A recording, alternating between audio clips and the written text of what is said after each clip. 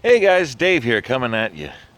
Today I'm going to be doing a special two-part review video for the film Logan. Don't worry, the first half of the movie review is going to be spoiler-free, so you can enjoy my video and get my thoughts on the film.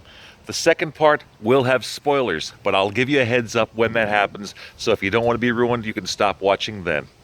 So, hey guys, went out last night to the little sneak peek for Logan, and I gotta tell you, it was definitely one of the best of the X-Men movies that I've ever seen. I mean, I loved seeing Hugh Jackman first coming out there as Wolverine on X-Men and a lot, and some of them have been kind of iffy.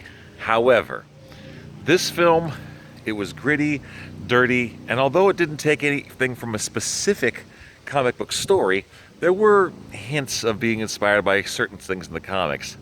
It's been up and down a bit, but this movie, it's definitely not something you'd let kids watch unless you're okay with letting your kids watch stuff like John Wick or Rambo or something like this.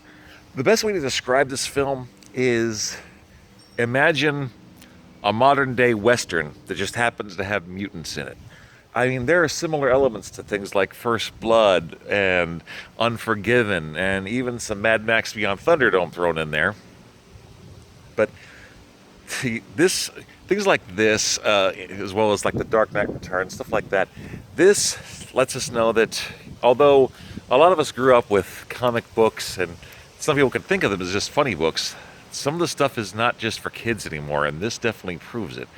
It's a rated R movie for a reason, and there's plenty of blood, violence, and very in-depth stories that, well, quite frankly, if your kid's not really into stories with drama and actual writing, there could be, little kids getting bored with it. So, they go from bored to getting shocked the crap out of when they start seeing blood fly. So, something to keep in mind. Overall, everyone acted pretty darn well. I mean, Patrick Stewart was in here. Got to see a couple surprises as far as for people that are familiar with the X-Men comics. And, although there was some CG in here, it was understated in regards. It was very almost natural in a lot of ways. So it wasn't over the top. And you may not be getting to see optic blasts in here, but you're going to get to see sides of the heroes that you've never really seen before. It also deals with something that a lot of people don't get to see in comic books because of the timeless quality of them. And that's classic heroes and people that we love going through aging. I mean, that's definitely a key part of this thing. And there's a lot of transition here. The young girl that plays Laura, I think this could be a breakout role for her, the same way that Chloe Grace Moretz had a breakout role as Hit Girl in Kick-Ass. So there's a lot of good stuff in here, a lot of action, and it's definitely got a pretty brutal end there. And it's sad, but like I said, it's a modern day Western. So if you've ever seen a lot of Western movies, you're going to be prepared to see that sometimes the ending is bittersweet. The heroes aren't always going to make it. So keep that in mind. Overall, I enjoyed the film. I thought it was well done. Like I said, it's one of the better of the X-Men films. It's going to have plenty of action, and it's a serious story, and it's done in a serious way. So this isn't Mystery Men. This is X-Men. And for a possible final film featuring Hugh Jackman and Patrick Stewart as our favorite mutants, I thought it was pretty well done. Now, spoilers. This is the part where you're going to have starting spoilers here, so if you don't want anything ruined for you, stop watching now. Year's 2029, something has happened to wipe out virtually all the mutants. The only one that seems to be left are Wolverine, Professor Xavier, and Caliban. So this was interesting. Played by comedian Stephen Merchant. And I wasn't really expecting that, but I thought he did pretty darn well. Effectively, we've got Laura has escaped. We first thought it was the woman that was her mother, but turned out it wasn't. She's trying to get to some safe haven called Eden. turns out it was inspired from the comic books and some stories from the old X-Men stories. Along the line, we get to find out what happened to the X-Men. And it looks like, well, between something that happens with a bioweapons company that essentially cures them as if they were curing a disease, and a very dangerous incident that happened with Charles at Westchester, it took out virtually all the mutants and all the X-Men on the planet. There have been no new mutants born. So Laura and her friends become quite big of a surprise until we discover that she wasn't born, she was grown. She is a clone of Logan, X-23, and the government is after her. The Reavers do a pretty darn dangerous job. I mean, we get to see how brutal these guys can get, although Laura, even for a kid, dishes out some serious pain. We also get to see a surprise with X-24. Apparently, there's just no getting over the original, so if you ever watched Terminator Salvation, you'll know what I'm talking about.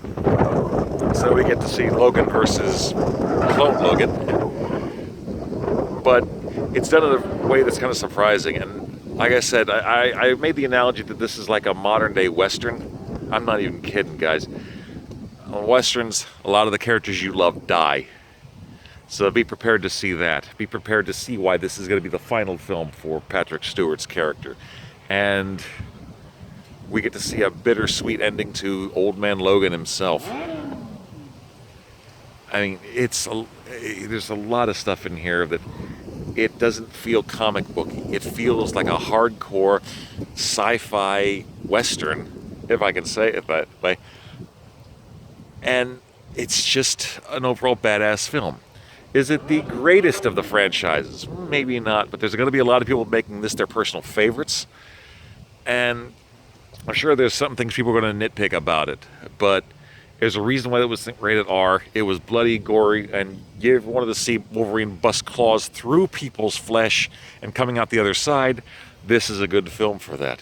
I mean, it's got ups and downs. It's got plenty of laughs seeing Charles and Logan just cussing back and forth at each other. I just find that hysterical. But we also get to see just how dangerous Charles is, the most dangerous mind on Earth, going through a degenerative brain disease. When he has seizures, he doesn't just freeze people in the area or paralyze them. He paralyzes almost all of them. They stop breathing. They can't move any part of their bodies. And this is what leads to the death of the X-Men. It's scary as hell, guys. Now, in the comics, Old Man Logan was tricked into killing the X-Men as well as other heroes on Earth. I know there's only so much they could do with it for budget constraints, but we get to see some interesting rises and falls. But be prepared to see Logan take some hits, but also not heal from them quite as much as it is. With his body breaking down, his adamantium skeleton is slowly starting to poison him. So it becomes pretty dangerous to see what happens. And we get to see the rigors of old age. When he starts having problems popping out his claws all the way, it really starts to let you know that these guys do get old, and eventually all heroes go the way of legends when they pass. There's also apparently some cameos from people who are supposed to be the New Mutants in here.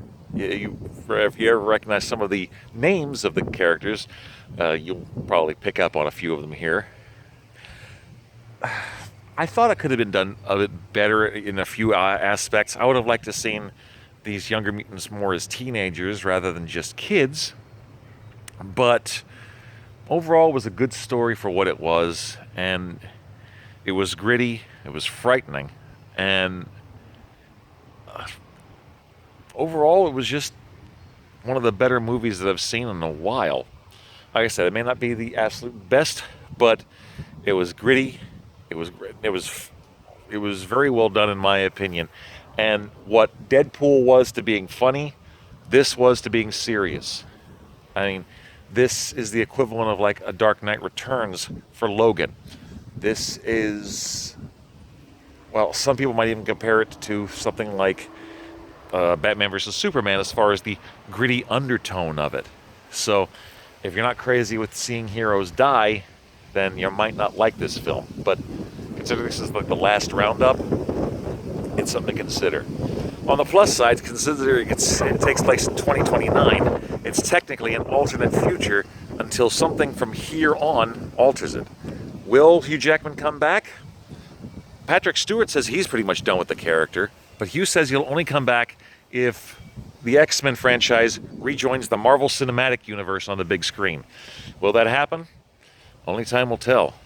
Or unless they offer him more money. Overall, good movie, thumbs up.